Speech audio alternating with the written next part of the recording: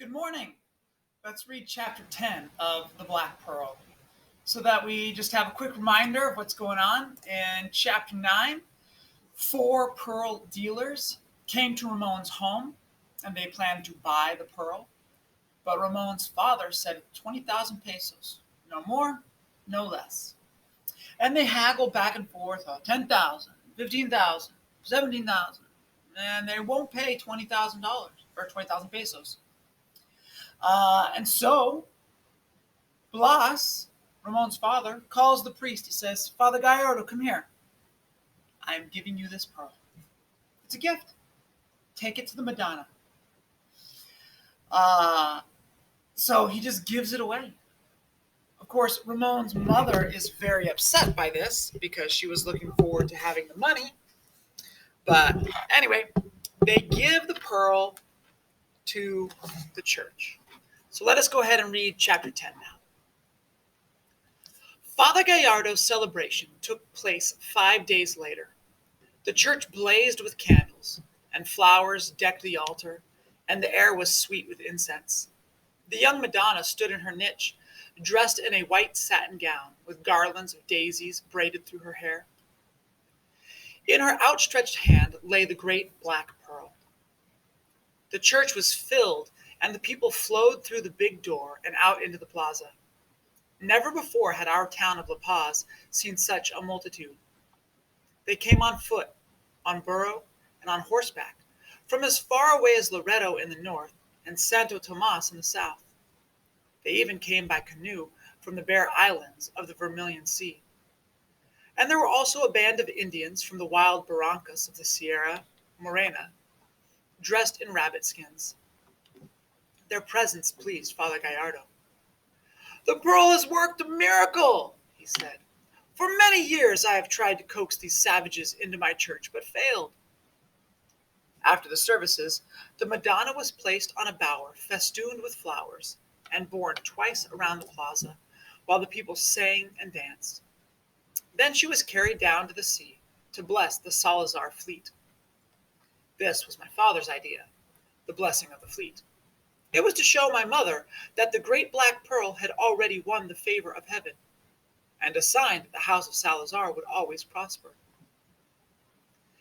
And this is why the Madonna was borne down to the sea. And on the shore, Father Gallardo stood beside the Madonna, with the crowd gathered around him. On the quiet water of the bay rode our 5 blue boats, each one fresh painted and strung with streamers of bright paper. We ask your protection for these boats, Father Gallardo said, raising his arms. Speed them to the pearling grounds and bring them home safely.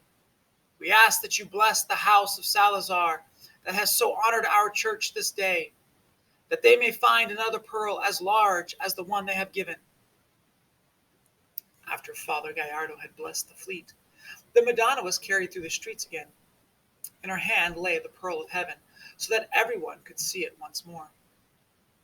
And to the throng that gathered around the Madonna and her pearl, as the procession wound back to the church, it was a wonderful day. For to those who had little and to those who had nothing, the pearl also belonged to each of them, to dream of the rest of their lives. When the Madonna was placed in her niche, I knelt before her and gave thanks that I had found the pearl that so many now would cherish for their own. And as I walked out of the church, if for a moment I imagined all the boats the pearl would have bought, enough to build a dozen fleets, it was a thought that quickly vanished. The Sevillano called to me. He was standing outside the church, dressed in tight trousers, a ruffled shirt that was open and showed the tattoos on his chest. Well, mate, he said, it's been a big day. Almost as big as the day I found the pearl in the Gulf of Persia. I've heard many stories about your pearl, but how much does it really weigh? I told him the true weight, though I felt that whatever I said, the one he had found would be larger. The pearl from the Gulf was heavier, he said. Picture one that filled your 2 hands, and that was the pearl I sold to the Shah of Persia. A good one, I said. And as I spoke, I was surprised that I did not feel the same about the Sevillano. His bragging no longer annoyed me, or not nearly so much. And now that I had dived in the Vermilion Sea and found the great black pearl, he could not say that I had done nothing, nor that I was a coward. What did it weigh? I asked him. I've forgotten, he said, looking at his boots, suddenly not interested in weights. Tell me, does your pearl have a flaw? It's not my pearl. The Sevillano was a scoffer, and this was his way of saying that he did not believe the Madonna. Sure, I know all about that. But does it have a flaw? None, I said. Not the smallest? None. It is truly round? Yes. A round pearl that has no flaws and weighs more than 60 carats is worth.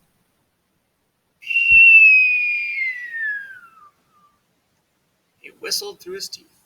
Then he lowered his voice. I have heard you found it at Pichulinque. Nearby, I said. And though he pressed me, I would say no more. So we parted with a handshake, and I started home. Night was falling. As I drew near the gate, a figure stepped out of the shadows and spoke my name. It was the old man from the lagoon, Soda Luzon. Did you like the celebration? I asked him. He did not speak at once, and then not to answer me. I saw the Madonna and the Pearl, he said. I saw them go through the plaza, and through the streets, and down to the sea. And I heard, there's the statue, the Madonna with the pearl.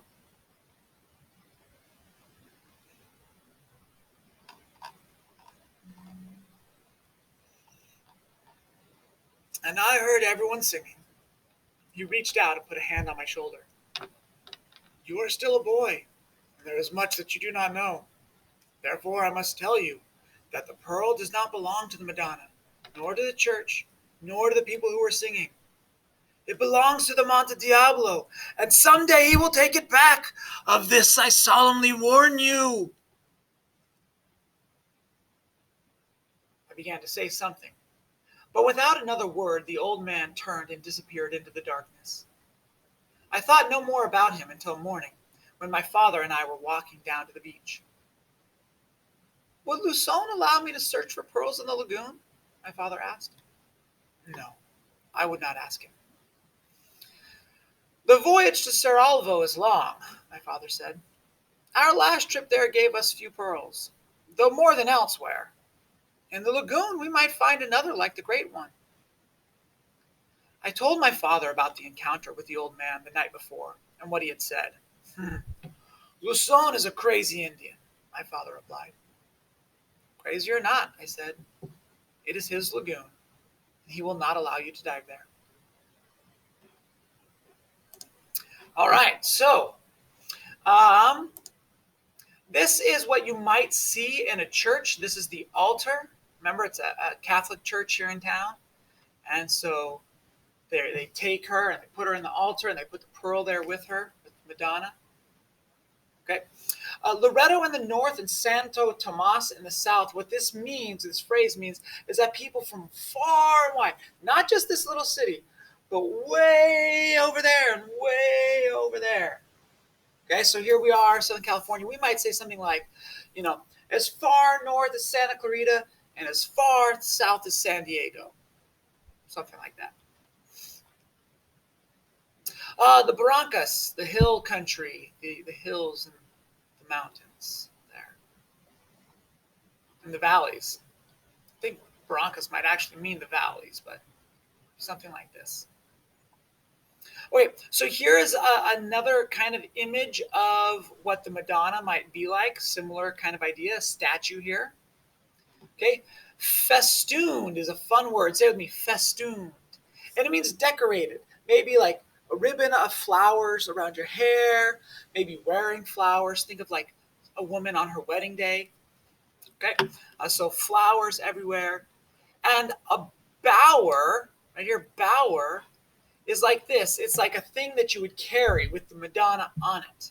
okay, like a platform or a seat, a special display that people carry around, and they go twice.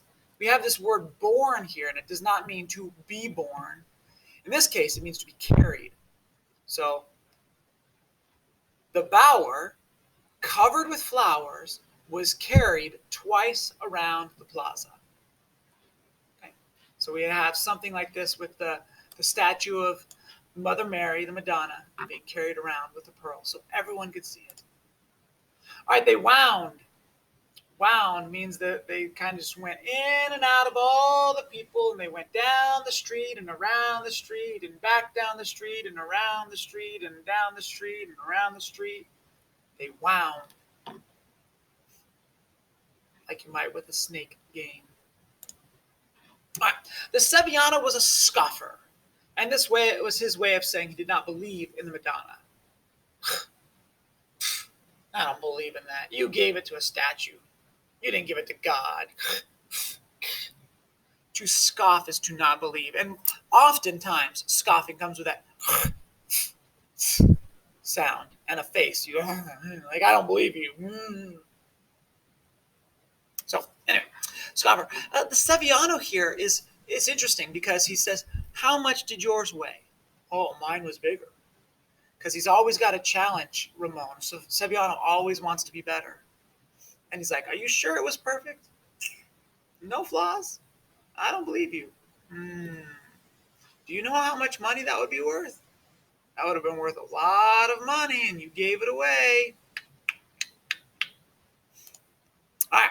So, very simply, chapter 10, they take the pearl and they show it to the entire town, and everyone's excited. And the Sevillano is kind of like, that's a pretty nice pearl. All right, ladies and gentlemen, that'll be all for now. Talk to you later.